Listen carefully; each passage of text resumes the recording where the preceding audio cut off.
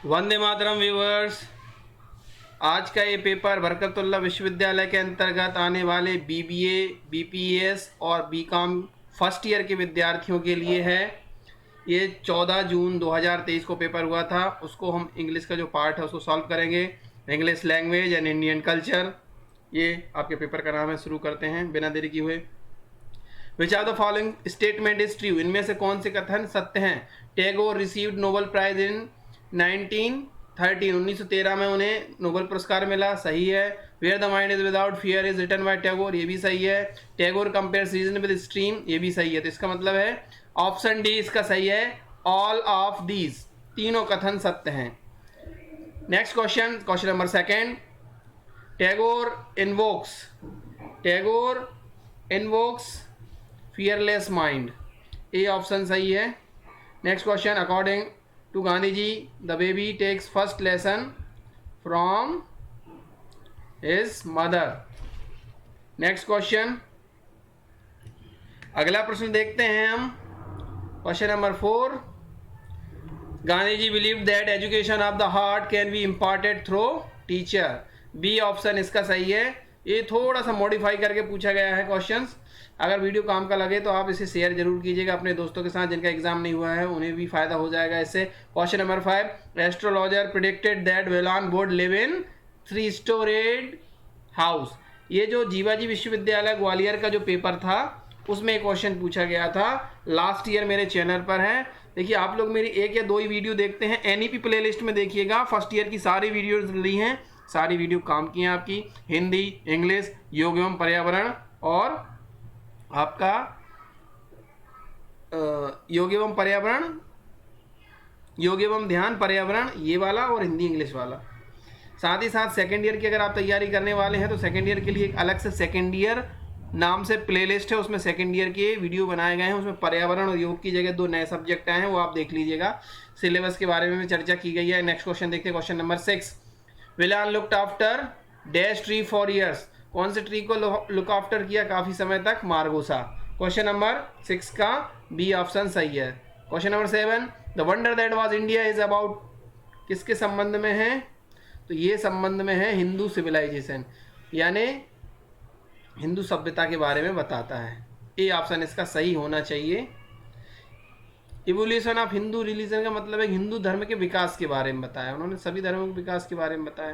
Question number 8, why 4th century AD dash became the official language of South East Asia.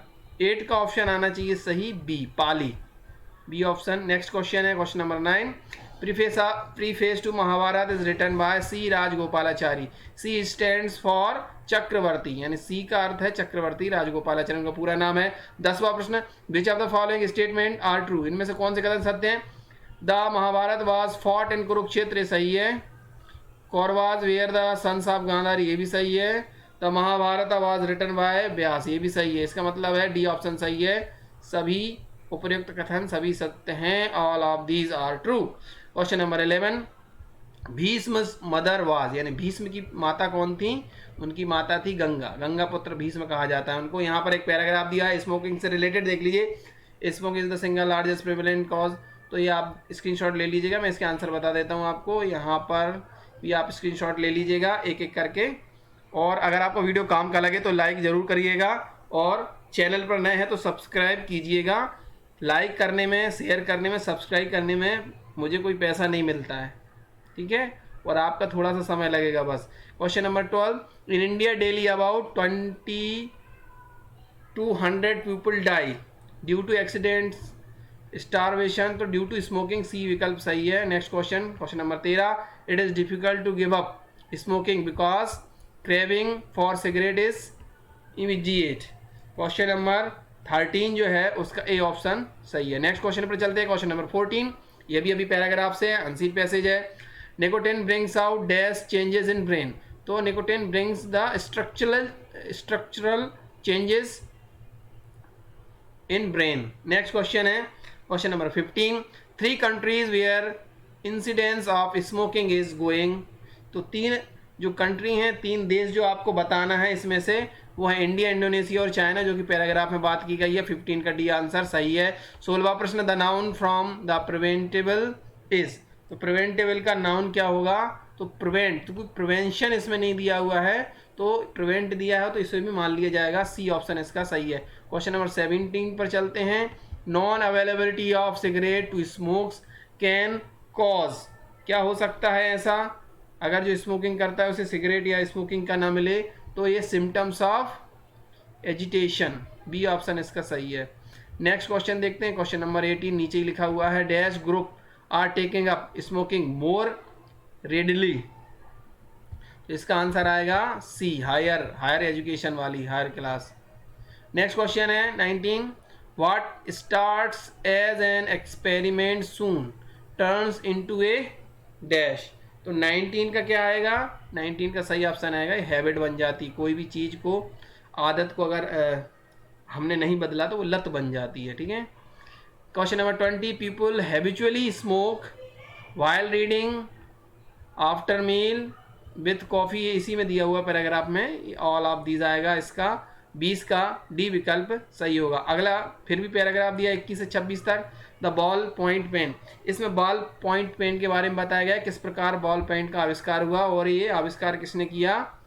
Hungary के थे लसो बायरो, इन्होंने आविष्कार किया था। पैराग्राफ्स के बारे में उन्होंने पेन बनाया, फिर बेचा उसको न्यूयॉर्क में। तो क्वेश्चन नंबर 21 का देखते हैं। लस्सो बायरो वाज पेंटर, पेंटर थे, जर्नलिस्ट भी थे और स्पेक्टर भी थे। ओके, तो ये सभी थे, तो ये आएगा all the above. Okay, all of these. Question number 22, production of ball point pen was, कैसा था उस समय?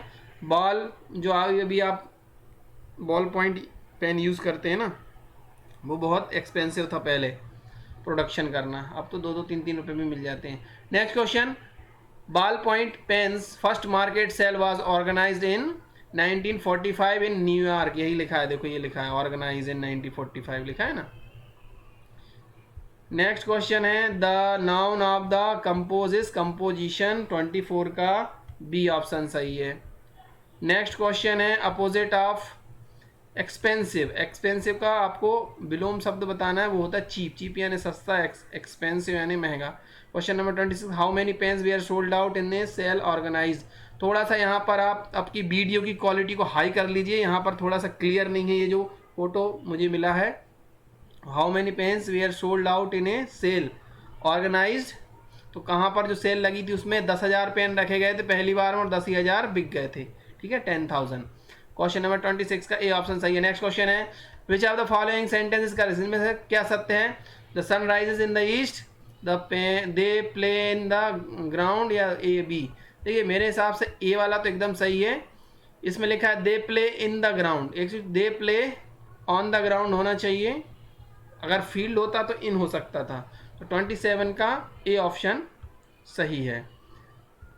Next question 28, he goes to school by bus, the past indefinite form of the sentence is, तो इसका आपका वो वाला form बताना है, पास्ट इंडेफिनेट बनाना है 28 का, तो इसका सही ऑप्शन है A, he went to school by bus, go का सेकेंड फॉर्म है वेंट, गो वेंट गॉन।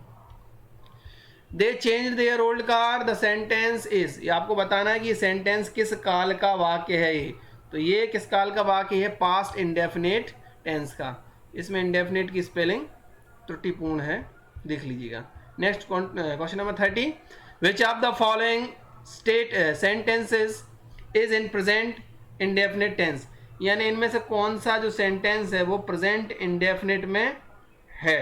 तो क्वेश्चन नंबर जो 30 है उसका आना चाहिए C, the my grandmother goes to temple. ठीक है, ये गोइंग है तो ये कंटिन्यूस है, ओके, इंडेफिनेट नहीं है।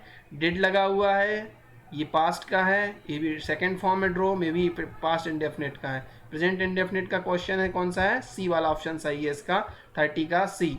31 है, dash is or are use as prefix of time and order, यानी क्रम और समय के लिए इनमें से कौन सा जो प्रत्यय है, सॉरी उपसर्ग है, प्रीफिक्स आगे लगता है ना, उपसर्ग है, वो कौन सा है? तो फॉर भी होता है जैसे बिफोर, पोस्ट होता है जैसे पोस्टपोन, प्री क्वालिफाई तो ये सभी हैं, तो डी ऑप्शन इसका सही है 31 का डी। नेक्स्ट क्वेश्चन देखते हैं 32, dash is are use as locative prefix, यानी जो लोकेशन बताता है इनमें से वो कौन सा प्रीफिक्स है, तो 32 का सही विकल्प सी है, बोथ इंटर और सब डिवीजन, इंटर, चेंज, इस टाइप से।